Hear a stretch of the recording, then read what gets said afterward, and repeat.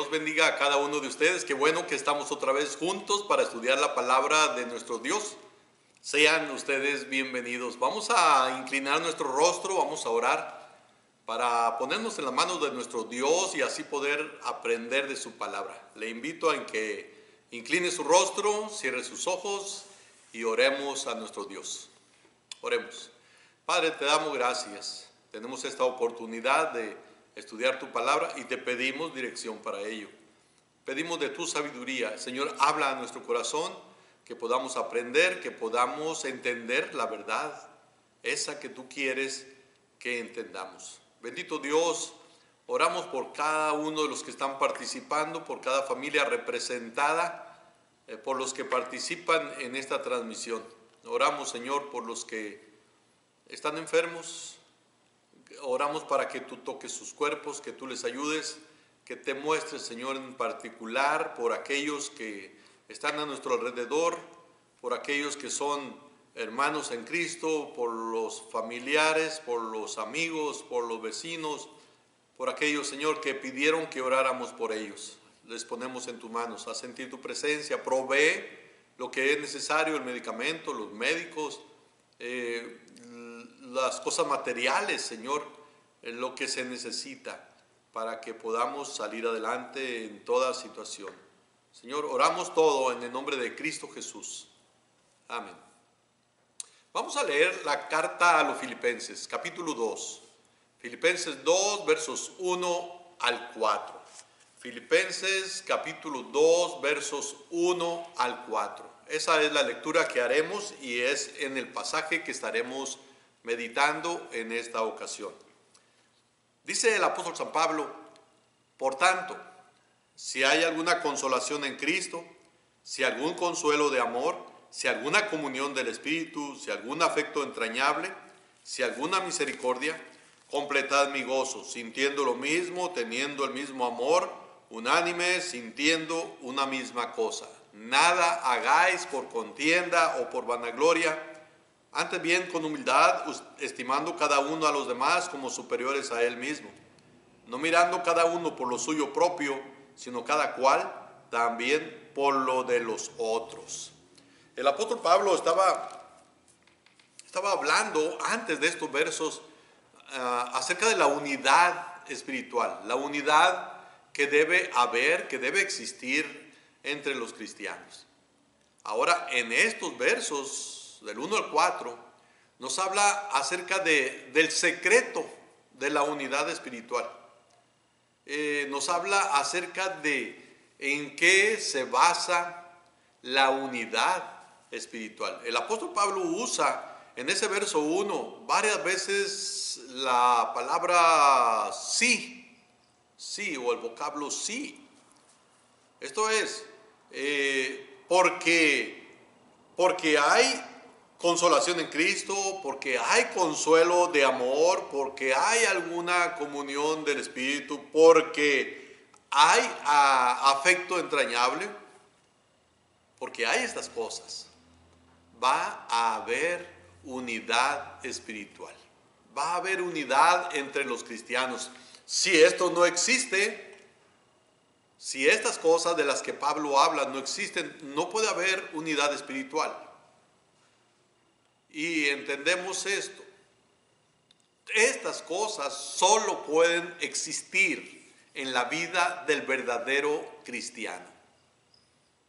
El verdadero cristiano va a experimentar consolación en Cristo, consuelo de amor, comunión del Espíritu, afecto entrañable.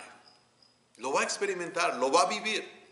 Y si eso es una realidad, entonces habrá unidad espiritual, de tal manera que podemos entender así, en pocas palabras, si alguien no es cristiano, no puede tener unidad con los cristianos, no lo puede tener, porque para que haya unidad se necesitan estas cosas.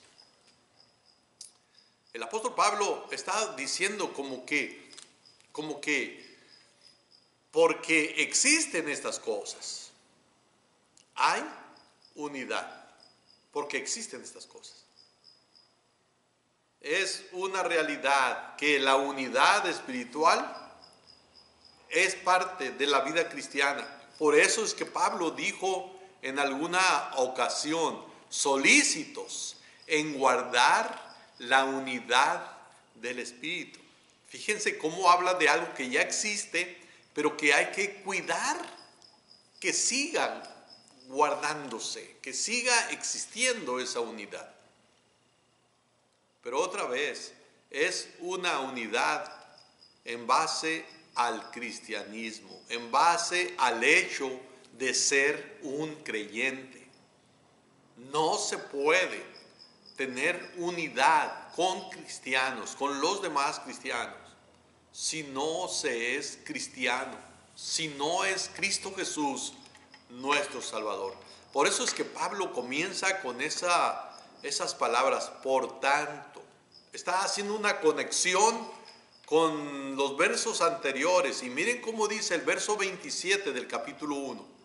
Pablo habla de la unidad espiritual. Dice, solamente que os comportéis como es digno del evangelio de Cristo, para que, o sea que vaya a veros o que esté ausente, oiga de vosotros que estáis firmes. Y miren esto, firmes en un mismo espíritu, combatiendo unánimes por la fe del evangelio. En un mismo espíritu, combatiendo unánimes por la fe del evangelio. Y luego dice, por tanto, si hay alguna consolación en Cristo. Está relacionando el verso 1 del capítulo 2 con el verso 27, donde se habla de unidad. Por consiguiente, porque hay una consolación en Cristo, porque hay un consuelo de amor, porque hay una comunión del Espíritu y porque hay afecto entrañable, va a haber unidad. Eso es lo que está diciendo Pablo. Hermanos, ya hemos hablado de esto. Cualquier amenaza contra la unidad de la iglesia es muy peligrosa.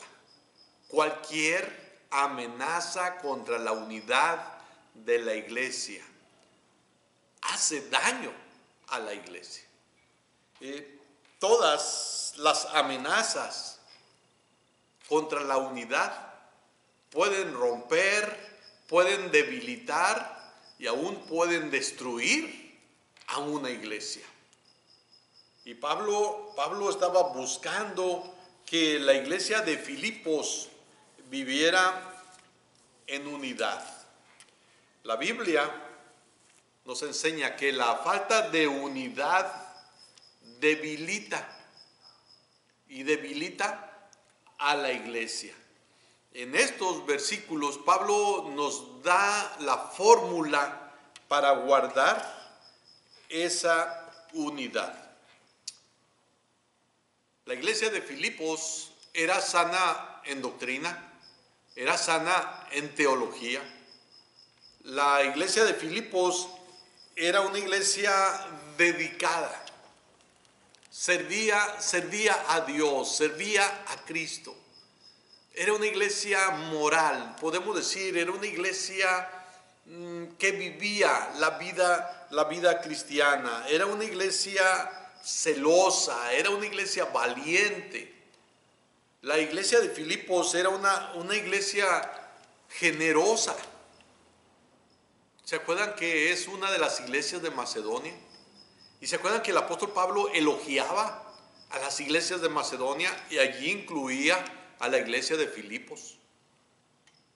En algunas partes de la carta a los filipenses, el apóstol Pablo reconoce que la iglesia de Filipos se acordaba de él para ayudarle, para apoyarle económicamente, materialmente. Así que la iglesia de Filipos era una iglesia ejemplar, y también era una iglesia de oración, porque oraban por Pablo y Pablo lo sabía. Era una iglesia que oraba, pero tenía el peligro, había el peligro de que la unidad como iglesia fuera dañada. En algún momento de su carta, Pablo se refiere a dos mujeres que no tienen el mismo sentir y les ruega a ellas, les ruega que sean de un mismo sentir. El apóstol Pablo, porque entiende lo delicado que es la falta de unidad, el apóstol Pablo les ruega a los creyentes de Filipos con amor y firmeza que velen siempre y con diligencia en esto de guardar la unidad, para que no falte la unidad. Les ruega, y dije con amor, pero con firmeza también. Pablo entendía, hermanos, Pablo entendía que era necesaria la unidad, cuidar la unidad.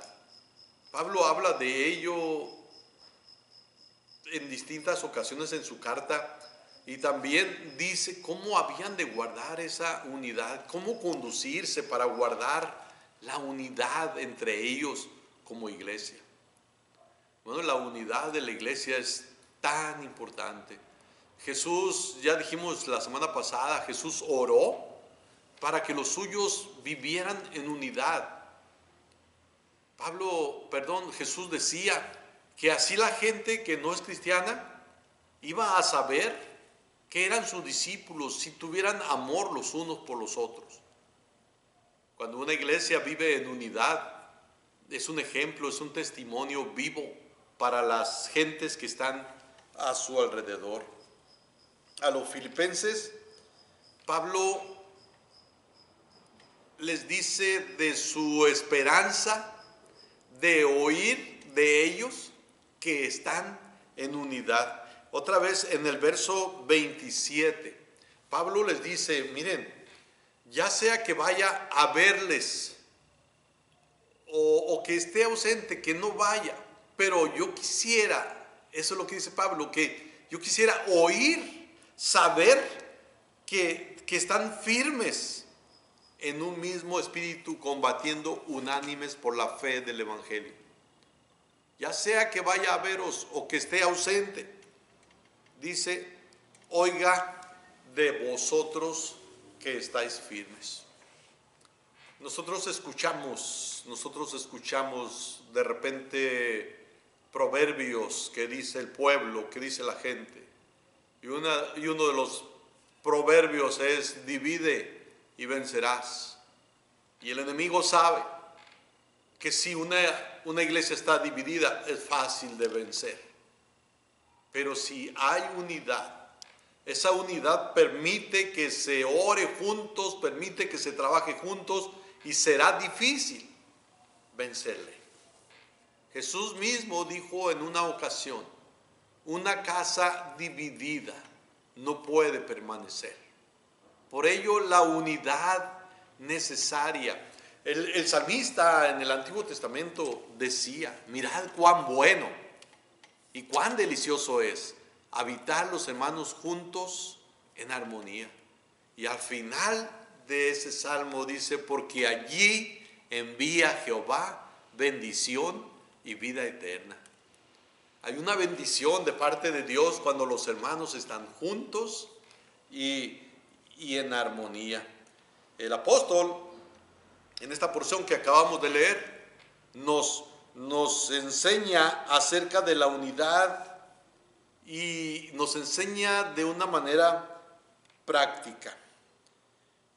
Por medio de estos versos, el apóstol Pablo nos enseña por qué los creyentes deben ser de un mismo espíritu y de una misma mente, lo que eso significa y cómo pueden realmente alcanzarlos. Los versos 1 y 2 nos dicen los motivos correctos para la unidad espiritual.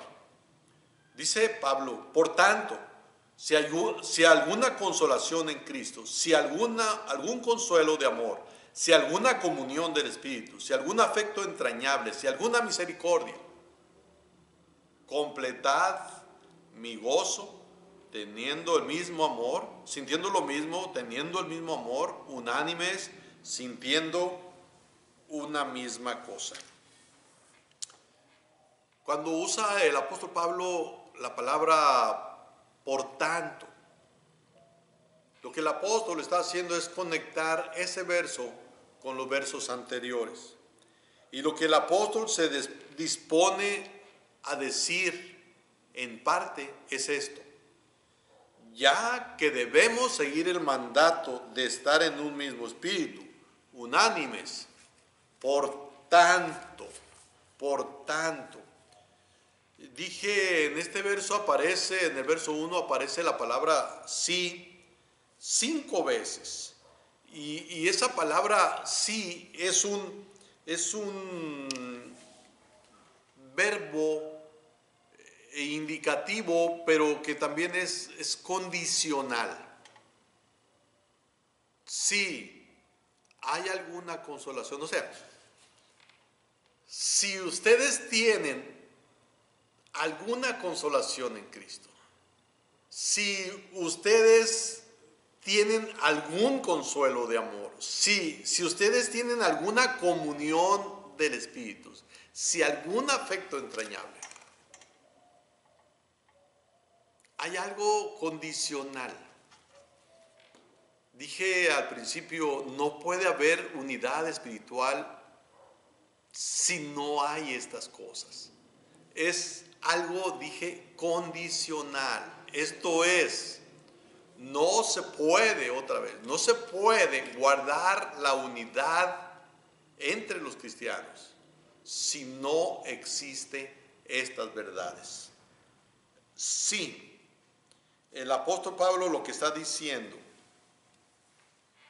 si esto es verdad, esto es, si hay alguna consolación en Cristo, si esto es verdad, y lo es, entonces, por tanto, porque existe, ya que existe, o por consiguiente, porque existe, es que pueden estar en unidad. Los creyentes, porque tienen esta realidad en su vida, pueden esforzarse. Los creyentes pueden desear y esforzarse por buscar la unidad de mente, de amor, de espíritu, de propósito. Porque miren lo que dice el verso 2: completad mi gozo, sintiendo lo mismo, teniendo el mismo amor, unánimes, sintiendo una misma cosa. Así que, ¿qué es lo que motiva a la unidad? Lo primero que nosotros miramos aquí que motiva a la unidad es la consolación en Cristo. La consolación en Cristo. Y la palabra consolar viene de una palabra que significa estar al lado o acompañar a alguien para consolarlo, para exhortarle, para aconsejarle. Lo entendemos, hermanos, lo entendemos. Si Cristo está con nosotros, en nosotros, si está a nuestro lado, Él nos va a aconsejar, nos va a dar el consejo, nos va a exhortar, nos va a mover a que busquemos la unidad. Hermanos, el árbol malo no puede dar buenos frutos.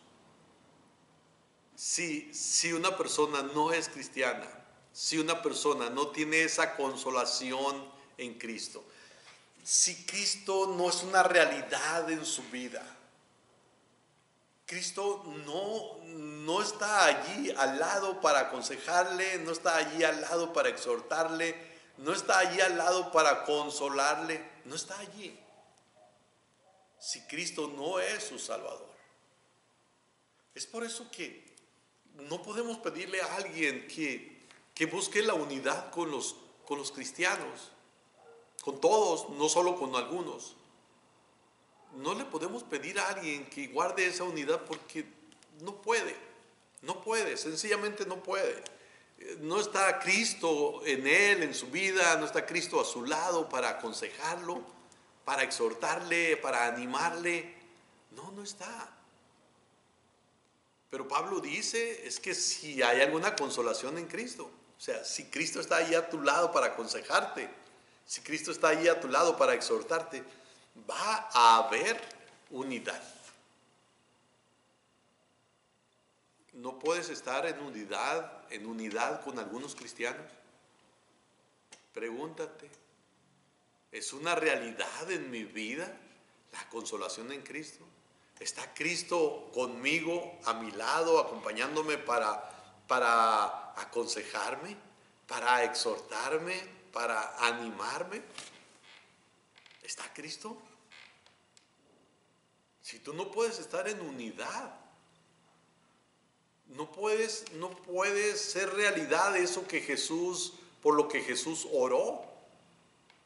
¿Cómo van a conocer que eres discípulo de Cristo?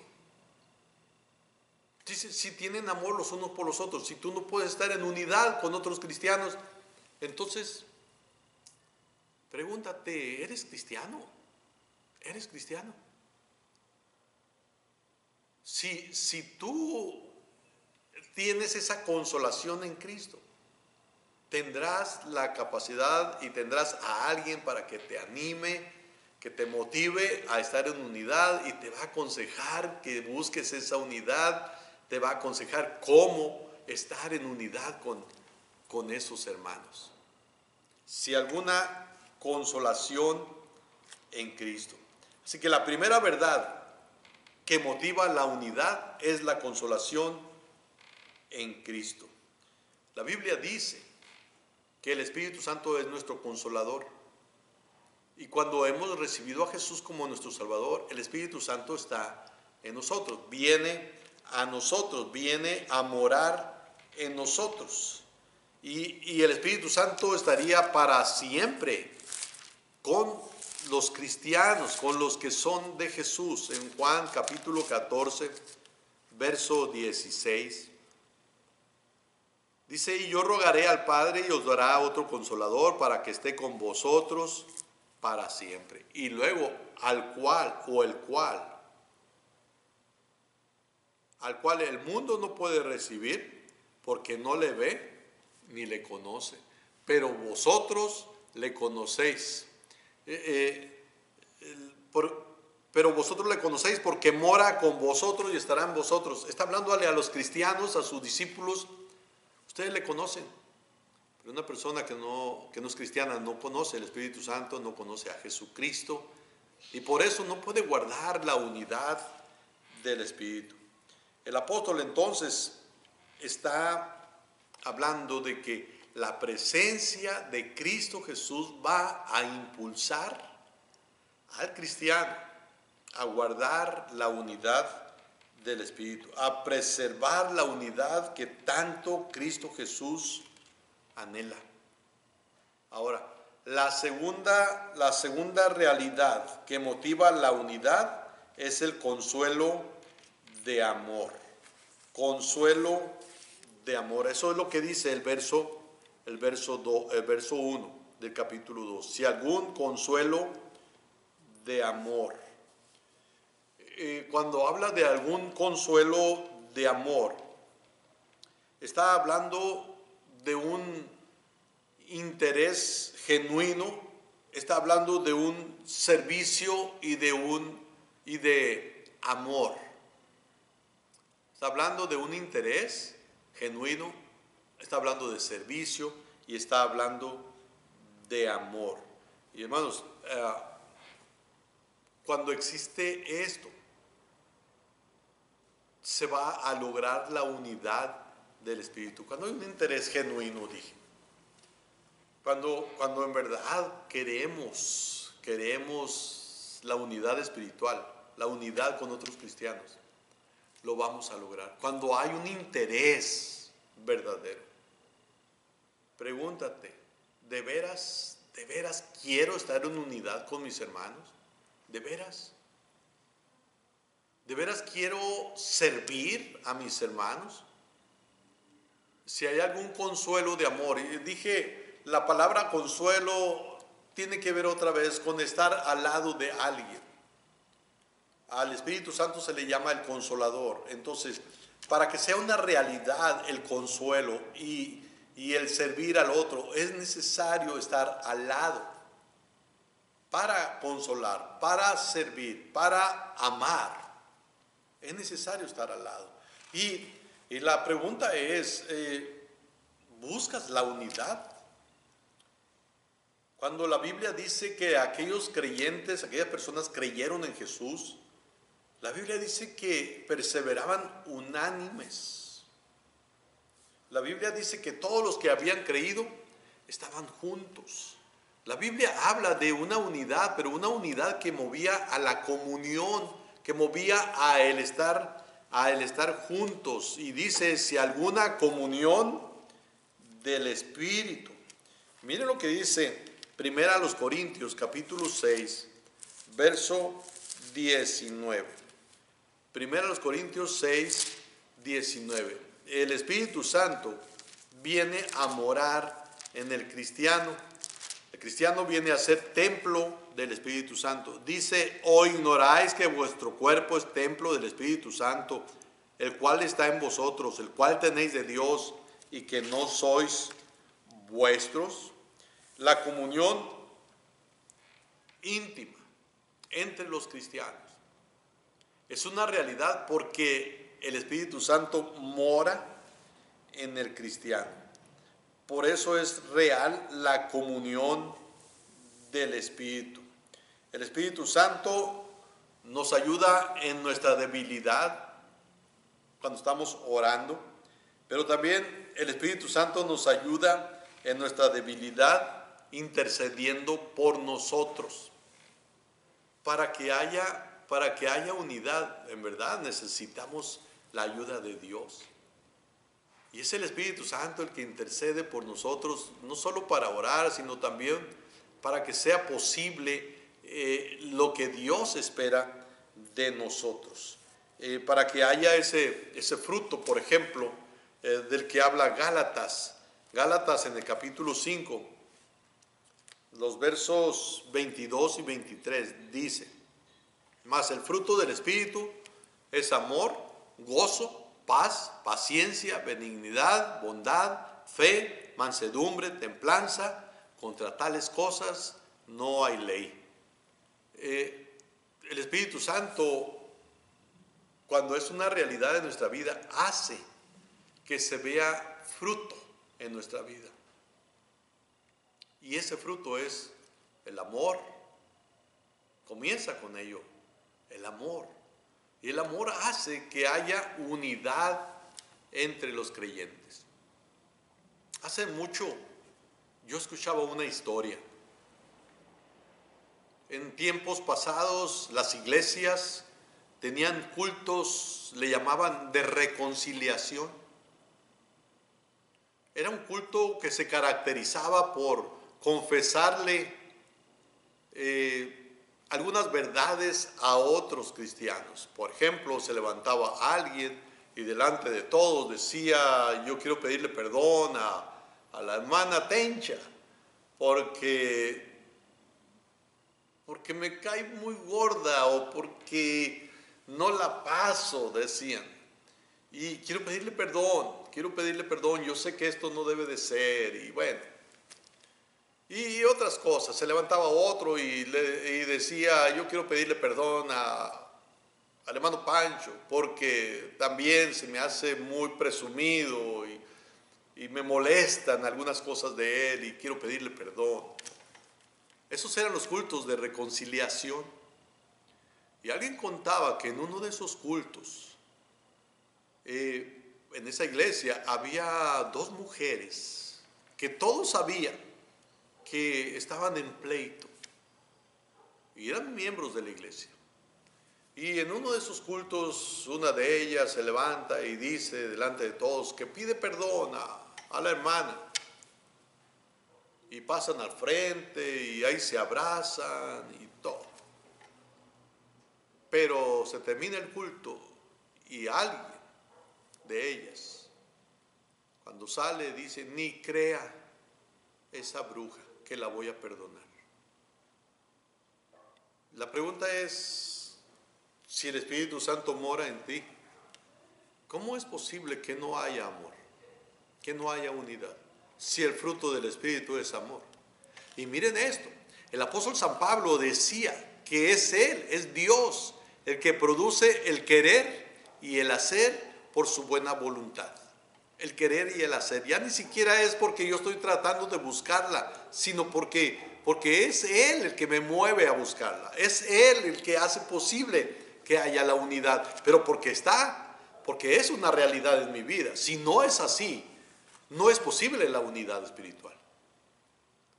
Es a lo que Pablo se refiere. Hay una condición para que haya unidad espiritual, y la condición es que sea cristiana las personas. Si no son cristianos, no puede haber unidad. No una unidad como Dios quiere. Por eso la importancia de preguntarse: ¿soy cristiano? ¿Es Cristo Jesús el que mora en mí, el que habita en mí? ¿Es Cristo Jesús el que está controlando mi vida? El Espíritu Santo debe ser lleno continuamente el cristiano debe ser lleno continuamente del Espíritu Santo. Debe ser lleno. ¿Y esto para qué? Para que sea el Espíritu Santo el que controle a el cristiano, sus emociones, sus sentimientos, su manera de pensar. El apóstol decía en alguna ocasión a los hermanos de Éfeso: no os embriaguéis con vino, en lo cual hay disolución. Antes bien, sed llenos del Espíritu. Sed llenos del Espíritu. Y vaya que cuando se es lleno o se es controlado por el Espíritu, hay una relación con todos los que están alrededor, una relación como Dios quiere que sea. Estorbar la obra del Espíritu Santo en nuestra vida es apagarlo y estorbar a la unidad, y estorbar o no darle valor a la unidad es entristecer y apagar al Espíritu Santo. Eso es lo que hacemos cuando no buscamos la unidad, cuando no buscamos el vivir en armonía. En Hechos, lo cité hace un momento, Hechos capítulo 2, versos 41 al 47, resulta que Pedro y los demás predicaron el Evangelio, y la Biblia dice en el verso 41, dice: así que los que recibieron su palabra fueron bautizados. Y miren esto: y se añadieron aquel día como 3,000 personas, y perseveraban en la doctrina de los apóstoles, en la comunión unos con otros, en el partimiento del pan y en las oraciones. Segunda a los Corintios, capítulo 13. El apóstol termina esta carta con una bendición, y es una bendición que tiene que ver, o que habla también de la unidad espiritual. Dice: la gracia del Señor Jesucristo, el amor de Dios y la comunión del Espíritu Santo sean con todos vosotros. Amén. La comunión del Espíritu Santo, la comunión con Dios y la comunión con otros cristianos. La respuesta correcta de los cristianos debe ser el ser solícitos en guardar la unidad del Espíritu. ¿Qué está estorbando para que estés en unidad con los demás cristianos? ¿Qué te estorba?